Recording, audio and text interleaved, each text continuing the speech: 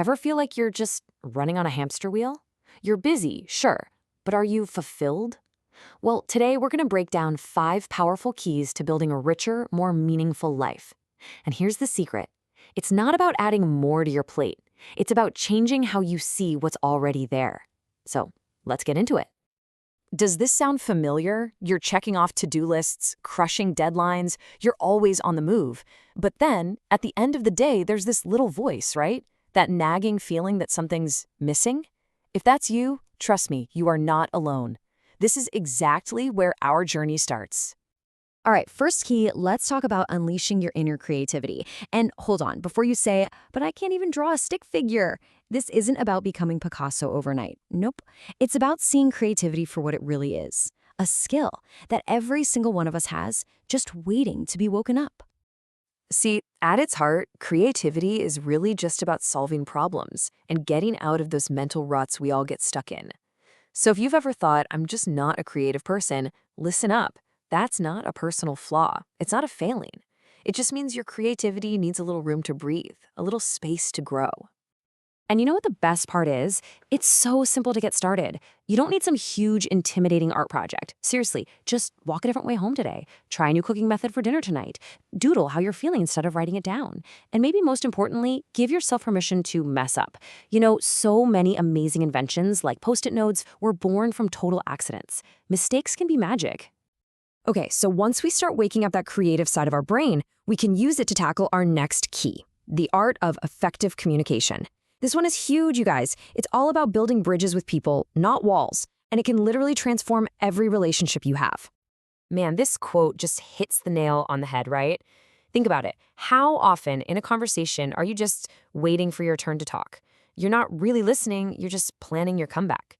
The real magic, the real connection happens when you flip that switch and just listen. That's it. That's where the good stuff is. Okay, here is a super practical, game-changing tool you can use today.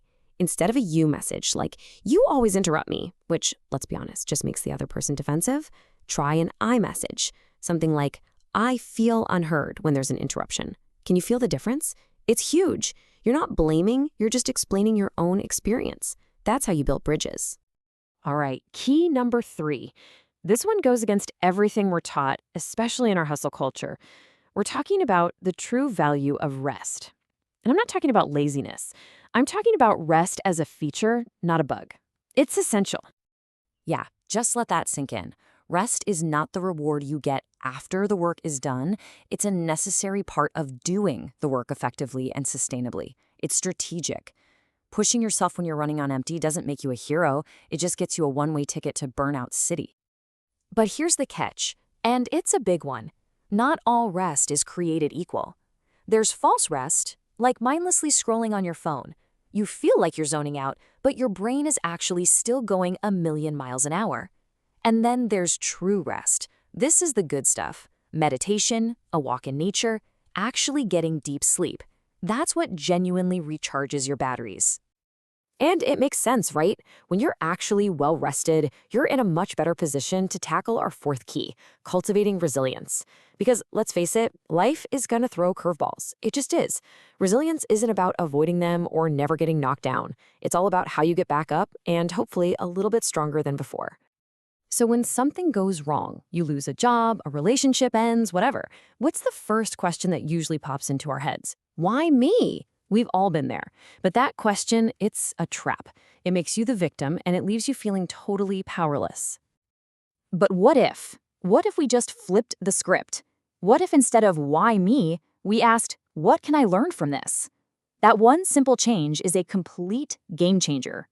It takes a dead-end setback and turns it into a launch pad for growth. Suddenly, you're back in the driver's seat. And that brings us to our 5th and final key, and this one really brings it all home. It's the richness of minimalism. And no, this isn't about selling all your stuff and living in a tiny box. It's about finding true freedom by letting go of the excess. And that could be physical clutter, sure, but it's also about mental clutter, negative thoughts, commitments that just drain you. The core idea here is a massive shift in focus, from having to being. See, we're kind of programmed to think that having more stuff will make us happier. But minimalism flips that on its head. It says that real richness comes from our state of being, from our experiences, our relationships, our peace of mind. I mean, think about it. What really gives you more lasting joy? Another gadget that's going to be obsolete in a year, or an amazing memory with people you love? And getting started is way less complicated than you might think. It's basically a 3-step process. First, you just examine. Look at the stuff, the commitments in your life, and ask one simple question. Does this add real value and joy to my life? Second, you let go. If the answer is no, you get rid of it. You remove what doesn't serve you.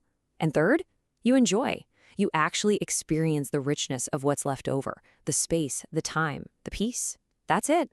So as we wrap things up here, I want to leave you with a little challenge. Don't feel like you have to go and completely change your life by tomorrow morning. Just pick one thing. Just one small thing from everything we talked about. Maybe it's doodling for 2 minutes. Maybe it's trying one iMessage with someone. Maybe it's scheduling 10 minutes of actual true rest. Or just letting go of one thing you don't need. So my question for you is, today, what one small change can you make for a richer soul?